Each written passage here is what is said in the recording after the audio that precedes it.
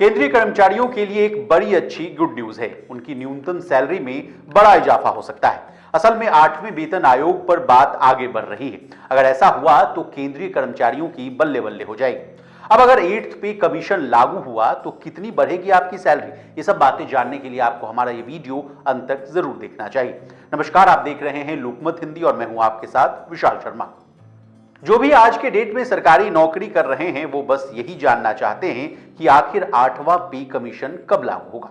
दरअसल हर 10 साल के बाद केंद्र सरकार को कर्मचारियों के वेतन के ढांचे में संशोधन करना होता है। ऐसे में अभी लोकसभा चुनाव का दौर चल रहा है, चौथे चरण का मतदान हो रहा है। ऐसे में सभी केंद्रीय कर्मचारी अपनी सैलरी में इजाफा होने का इंतजार कर रहे हैं। अब 8th पे कमीशन आने से कैसे बढ़ेगी मिनिमम बेसिक सैलरी, इस बात को समझिए। 7th पे कमीशन की सिफारिशों में फिटमेंट फैक्टर को 2.57 गुना रखा गया था। इसी आधार पर केंद्रीय कर्मचारियों की सैलरी रिवाइज की गई थी। आंकड़ों को देखें तो 7वें वेतन आयोग में सबसे कम सैलरी हाइक मिला था। हालांकि उस बार जो बेसिक सैलरी था वो 18,000 रुपए कर दी गई थी। चर्चा है कि 8वें वेतन आयोग में फिटमेंट फैक्टर को 2.57 से बढ़ाकर 3.68 गुना तक किया जा सकता है। ऐसी स्थिति में न्यूनतम वेतन 18,000 रुपए से बढ़ाकर 26,000 रुपए हो जाएगी।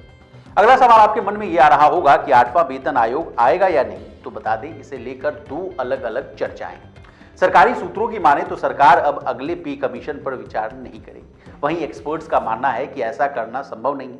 अभी एक सिस्टम बना हुआ है, उस सिस्टम को अचानक से खत्म नहीं किया जा सकता। दूसरी बड़ी वजह है कि 8वें वेतन आयोग के आने में अभी वक्त है। अगला वेतन आयोग की टाइमलाइन 1 जनवरी 2026 से लागू हो सकती है। ऐसे में अभी काफी वक्त है। लेकिन आपकी जानकारी के लिए बता दें कि साल 2024 में आम चुनाव जो हो रहे हैं, उसके बाद जो भी नई सरकार आएगी वो इस मामले पर गंभीरता से ध्यान देगी, क्योंकि कोई भी सरकार अपने सरकारी कर्मचारियों को रुष्ट यानी उदास नहीं करना चाहता।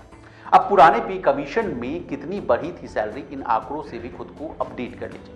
7th पे कमीशन का गठन साल 2014 में हुआ था। इसे साल 2016 में लागू कर दिया गया था।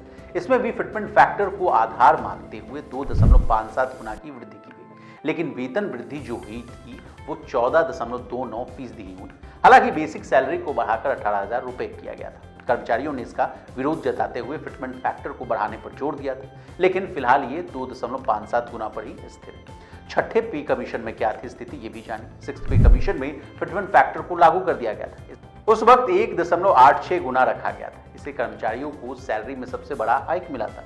उनकी न्यूनतम सैलरी जो थी उसमें 54% का इजाफा हुआ था। इससे बेसिक सैलरी जो थी वो बढ़कर 7,000 रुपए हो गई थी। 5वें पे कमीशन का क्या हाल था, ये भी जानिए। 5th पे कमीशन में कर्मचारियों को बड़ा तोहफा मिला था और उनकी सैलरी में 31% का बड़ा इजाफा किया गया था।